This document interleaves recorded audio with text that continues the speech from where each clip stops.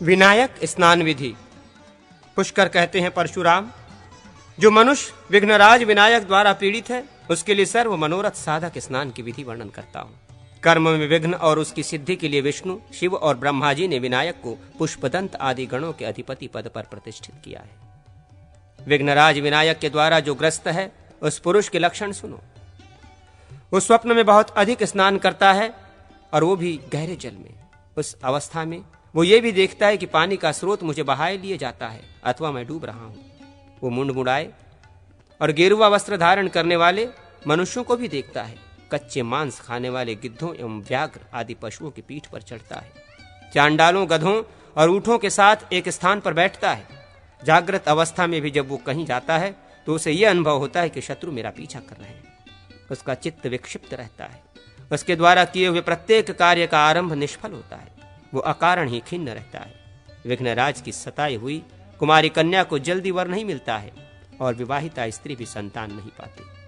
क्षत्रिय को आचार्य पद नहीं मिलता, शिष्य अध्ययन नहीं कर पाता, वैश्य को व्यापार में और किसान को खेती में लाभ नहीं होता, राजा का पुत्र भी राज्य को हस्तगत नहीं कर पाता। ऐसे पुरुष को किसी पवित्र दिन एवं शुभ मुहूर्त में विधि पूर्वक स्नान करना चाहिए। हस्त, पुष्य, अश्विनी, मृगशीरा तथा श्रवण नक्षत्र में किसी भद्रपीठ पर स्वस्तिवाचन पूर्वक बिठाकर उसे स्नान कराने का विधान है।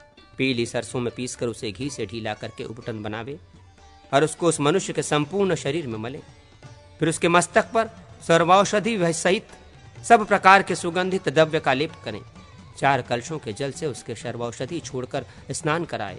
अश्वशाला, गजशाला, वल्मिक, बांबी, नदी संगम तथा जलाशयों से लाई गई 5 प्रकार की मिट्टी, गोरोचन, गंध, चंदन, कुमकुम, अगरू आदि और गुग्गुल, ये सब वस्तुएं भी उन कलशों के जल में छोड़ें। आचार्य पूर्व दिशावर्ती कलश को लेकर निम्नांकित मंत्रों से यजमान का अभिषेक करें। जो सहस्रों नेत्रों, अनोखों प्रकार की शक्तियों से युक्त है, जिसकी सैकड़ों धाराएं, बहुत से प्रवाह हैं और जिसे महर्षियों ने पावन बनाया है, उस पवित्र जल से मैं विनायक जनित उपद्रव से ग्रस्त तुम्हारा उक्त उपद्रव शांति के लिए अभिषेक करता हूँ। ये पावन जल तुम्हें पवित्र करे। तदनंतर दक्षिण दिशा में स्थित द्वितीय कलश लेकर नीचे लिखे मंत्र को पढ़ते हुए अभिषेक करे। राजा, वरुण, सूर्य, बृहस्पति, इंद्र, वायु तथा सप्त ऋषिगण ने तुम्हें कल्याण प्रदान किया है। फिर तीसरा पश्चिम कलश लेकर निम्नांकित मंत्र से अभिषेक करे।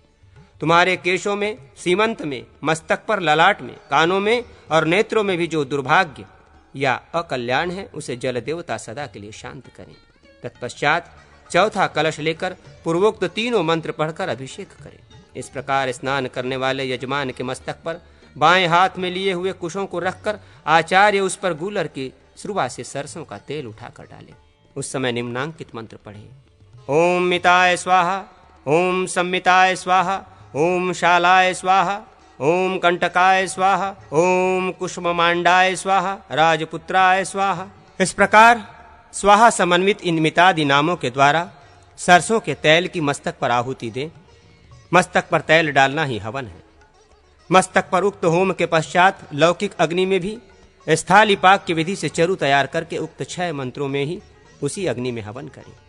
फिर होम शेष चरु द्वारा नमः पदयुक्त इंद्रादि नामों को बलि मंत्र बनाकर उनके उच्चारण पूर्वक उन्हें बलि अर्पित करें। तत्पश्चात सूप में सब ओर कुश बिछाकर उसमें कच्चे पक्के चावल, पिसे हुए तिल से मिश्रित भात तथा भांति भांति के पुष्प, 3 प्रकार की गौड़ी, माधवी तथा पैष्टी, सुरा, मूली, पूरी, मालपुआ, पीठे की मालाएं, दही मिश्रित अन्न, खीर, मीठा, लड्डू और गुड़, इन सब को एकत्र करके चौराहे पर रख दे और उसे देवता, सुपर्ण, सर्प, ग्रह, असुर, यातुधान, पिशाच, नागमाता, शाकिनी, यक्ष, वेताल, योगिनी और पूतना आदि को अर्पित करे। तदनंतर विनायक जननी भगवती अंबिका को दुर्वादल, सशर्प एवं पुष्पों से भरी हुई अर्ध रूप अंजलि देकर निम्नांकित मंत्र से उसका उपस्थान करे। सौभाग्यवती अंबिके, मुझे रूप, यश, सौभाग्य, पुत्र एवं धन दीजिए। मेरी संपूर्ण कामनाओं को पूर्ण कीजिए। इसके बाद ब्राह्मणों को भोजन करावे तथा आचार्य को 2 वस्त्र प्रदान करें। इस प्रकार विनायक और ग्रहों का पूजन करके मनुष्य धन और सभी कार्यों में सफलता प्राप्त करता है। माहेश्वर स्नान आदि विविध स्नानों का वर्णन भगवान विष्णु के पूजन से तथा गायत्री मंत्र द्वारा लक्ष्य होमादि से शांति की प्राप्ति का कथन। पुष्कर कहते हैं, अब मैं राजा आदि की विजयश्री को बढ़ाने वाले माहेश्वर स्नान का वर्णन करता हूं, जिसका पूर्व काल में शुक्राचार्य ने दानवेंद्र बलि को उपदेश किया था। प्रातः काल सूर्योदय के पूर्व भद्रपीठ पर आचार्य जलपूर्ण कलशों से राजा को स्नान करावे। धवल भस्म का अनुलेपन अपने अंगों में लगाए महाबलशाली भगवान रुद्र को नमस्कार है। आपकी जय हो, जय हो। समस्त शत्रुओं को गूंगा कर दीजिए, कलह युद्ध एवं विवाद में भग्न कीजिए, भग्न कीजिए। मत डालिए, मत डालिए। जो प्रलय काल में संपूर्ण लोगों को भस्म कर देना चाहते हैं, वे रुद्र समस्त प्रतिपक्षियों को भस्म कर डालें। इस पूजा को स्वीकार करके वे रौद्र मूर्ति सहस्र किरणों से सुशोभित शुक्लवर्ण शिव तुम्हारे जीवन की रक्षा करे। प्रलय कालीन अग्नि के समान तेजस्वी सर्वदेवमय त्रिपुर नाशक शिव तुम्हारे जीवन की रक्षा करे। इस प्रकार मंत्र से स्नान करके तिल एवं तंडुल का होम करे। फिर त्रिशूलधारी भगवान शिव को पंचामृत से स्नान करा के उनका पूजन करें। अब मैं तुम्हारे सम्मुख सदा विजय की प्राप्ति कराने वाले अन्य स्नानों का वर्णन करता हूं। धृत स्नान आयु की वृद्धि करने में उत्तम है। गोमय से स्नान करने पर लक्ष्मी प्राप्ति, गोमूत्र से स्नान करने पर पाप नाश, दुग्ध से स्नान करने पर बल वृद्धि एवं दधि से स्नान करने पर संपत्ति की वृद्धि होती है। कुशोदक से स्नान करने पर पाप नाश, पंचगव्य से स्नान करने पर समस्त अभिष्ट वस्तुओं की प्राप्ति, शतमूल से स्नान करने पर सभी कामनाओं की सिद्धि तथा गोश्रृंग से जल से स्नान करने पर पापों की शांति होती है। पलाश, बिल्वपत्र, कमल एवं कुश के जल से स्नान करना सर्वप्रद है।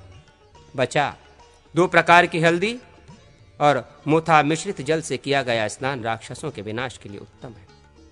इतना ही नहीं, वो आयु, यश, धर्म और मेघा की भी वृद्धि करने वाला है। स्वर्ण जल से किया गया स्नान मंगलकारी होता है। रजत और ताम्र जल से किए गए स्नान का भी यही फल है।